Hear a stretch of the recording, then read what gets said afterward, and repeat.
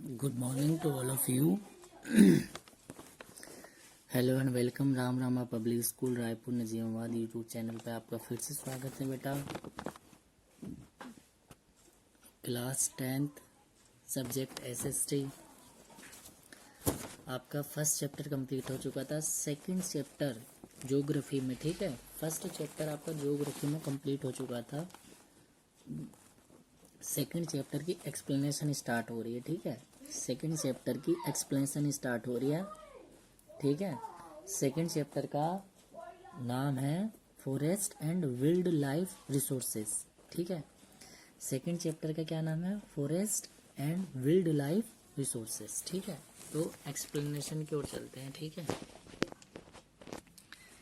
देखो, यह है SST geography chapter 2 class 10th, ठीक है। Forest and wild life resources है ना। तो इसके बारे में हम ये पढ़ेंगे क्या चीज़ क्या होती है, ठीक है।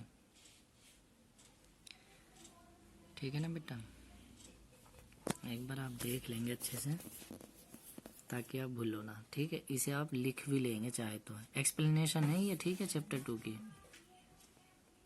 ठीक है। तो बेटा फॉरेस्ट एंड वाइल्ड लाइफ में कुछ हम मतलब थोड़ा पुराना भी पढ़ेंगे। तो फॉरेस्ट जैसे तुम्हें पता चलता है कि जंगल, वाइल्ड लाइफ, जानवर, इन्हीं के बारे में हम इसमें पढ़ेंगे, ठीक है, forest and wild life resources में। तो अगर हम इस चैप्टर के पहले इंट्रो के बारे में बात करें, ठीक है। तो पहले इंट्रो के बारे में मैं बता देता हूँ कि अगर हम आसपास देखें तो हम कई प्रकार के प्लांट एंड एनिमल दिखाई देते हैं, ठीक है। अगर हम आसपास देखें तो कई प्रकार के प्लांट हैं, एनिमल भी दिखाई देते हैं, ठीक है। इस धरती पे कई सारे प्लांट हैं, एनिमल हैं, ठीक है।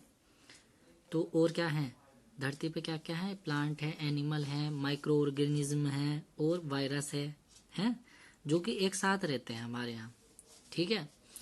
देखो, इसमें हमारी जो पृथ्वी है, हमारी जो धरती है, इस पे प्लांट भी हैं, एनिमल भी हैं, माइक्रो ऑर्गेनिज्म भी है और वायरस भी है। तो ये क्या है? सब एक साथ रहते हैं, ठीक है, धरती पे। अब अगर मैं बात करूं, ये सारी एक दूसरे से क्या है, इन सारी चीज़ों के बारे में, तो ये जितनी भी चीज़ें हैं, ये हमारे प्लांट, एनिमल, माइक्रो ऑर्गेनिज्म और वायरस, ये सारी एक दूसरे पर निर्भर हैं। देखो, वायरस जो होता है, सर्दी, खांसी, जुकाम, बुखार, ये सब वायरस ही तो है। तो ये ह्यूमन बीइंग को होता है, ठीक है। और जो तुम्हारे एनिमल है उन्हें भी होता है, ठीक है, ठीक है नहीं। और प्लांट जो पेड़ पौधे, उनमें भी कोई ना कोई बीमारी होती होगी, ठीक है, होती है। वैसे देखो, जो भी है, गन्ना जो है उनमें रेड रेड पड़ जाता है, आप देखते होंगे, तो वो भी एक बीमारी है गन्ने में, तो वो भी प्लांट है, ठीक है। और भी प्लांट में बीमारी होंगी। तो ये क्या है, एक दूसरे पर निर्भर है, ठीक है। आगे चलते हैं।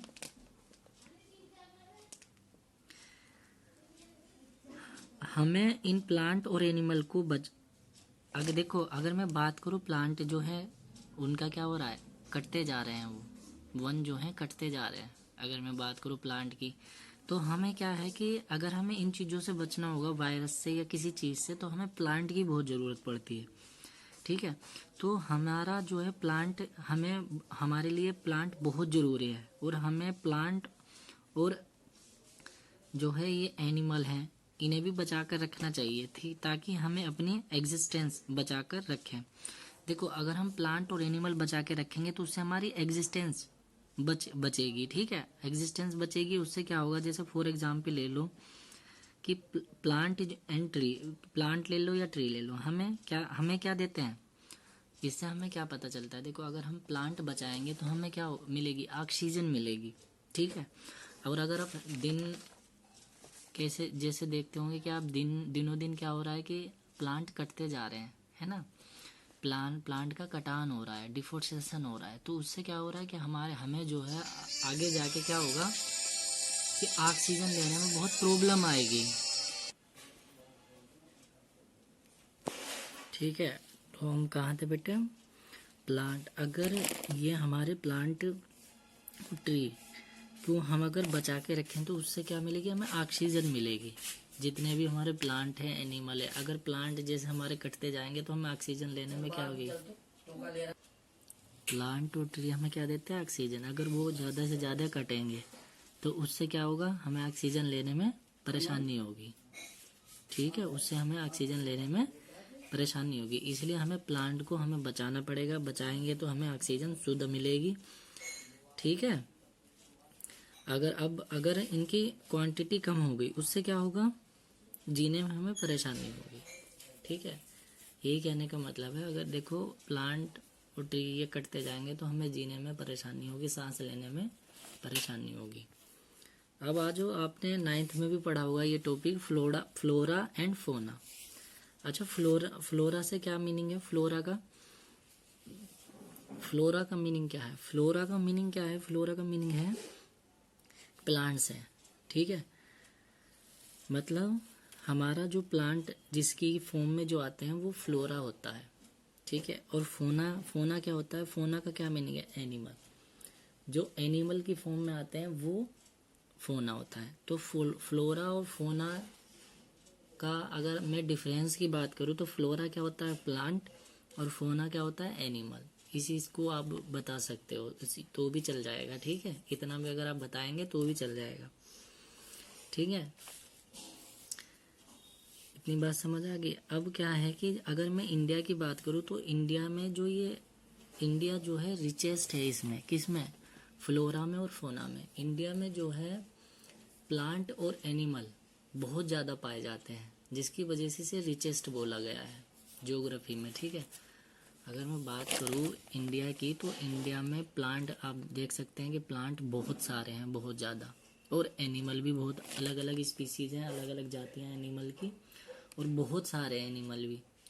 ठीक है, तो उनकी बात करें तो उसके हिसाब से इंडिया जो है बहुत रिचेस्ट है। ठीक है, अच्छा, अगर मैं बात करूँ इनकी क्वांटिटी की तो इनमें तो इसमें जो है फ्लोरा, अगर मैं फोना के लिए देखूँ तो फोना यहाँ पे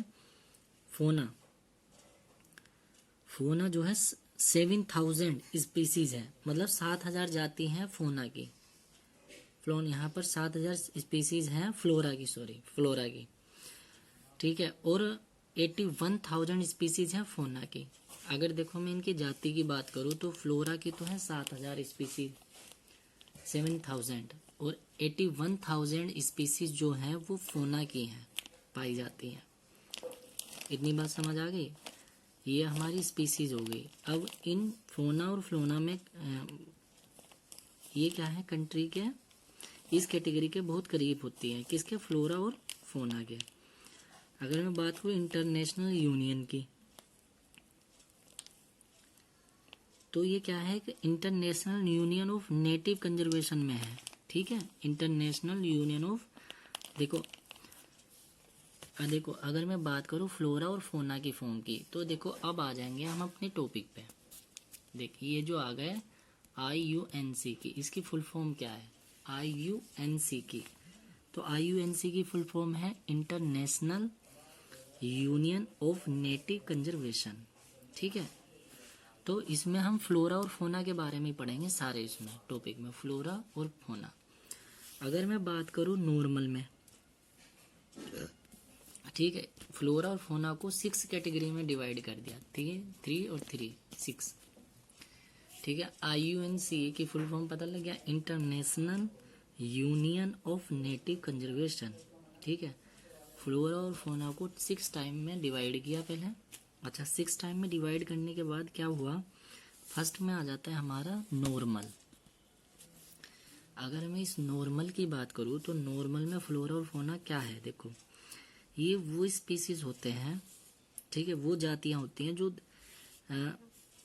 दिखाई जा सकती हैं, है ना, और इनकी एग्जिस्टेंस बहुत ही इजी है, ये इजीली एग्जिस्ट नहीं होते, जैसे कैट, डॉग। देखो अगर मैं बात करूँ नॉर्मल फ्लोरा और फोना में तो देखो नॉर्मल की बात करूँ तो नॉर्मल में क्या होता है कि नॉर्मल में वो स्पीसीज आ जाती हैं जो कि एग्जिस्टेंस बहुत ही जिनका एग्जिस्टेंस बहुत ही इजी है, ये इजीली एग्जिट नहीं होते, ठीक है, इजीली एग्जिट नहीं होते। जैसे अगर मैं बात करूँ जैसे में, तो जैसे कैट हो गया और डॉग हो गया, कैट और डॉग इजीली आप ये जो है एग्जिट नहीं होते। अब दूसरा पॉइंट है एंडेंजर्ड। एंडेंजर्ड में क्या होता है, ये वो स्पीसीज है एंडेंजर्ड। एंडेंजर्ड वो स्पीसीज है जिनकी लिविंग एग्जिस्टेंस बहुत ही डिफिकल्ट है। अगर निगेटिव फैक्टर कंटिन्यू रहा तो वे बहुत ही जल्दी खत्म हो सकते हैं। देखो अगर मैं बात करूं एंडेंजर्ड की, अगर मैं एंडेंजर्ड की बात करूं तो ये वो स्पीसीज है जिनकी लिविंग एग्जिस्टेंस बहुत ही डिफिकल्ट है।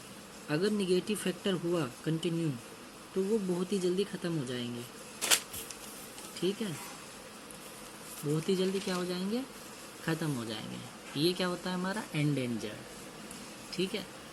आज की वीडियो में बेटा बस इतना ही, और बेटा नेक्स्ट वीडियो में पढ़ेंगे, ठीक है। एक्सप्लेनेशन बस इतनी ही थी, ठीक है। और बेटा आपके ये 4 पॉइंट आपके नेक्स्ट वीडियो में कंप्लीट कर दिए जाएंगे, ठीक है। तो so thank you very much, goodbye and God bless you.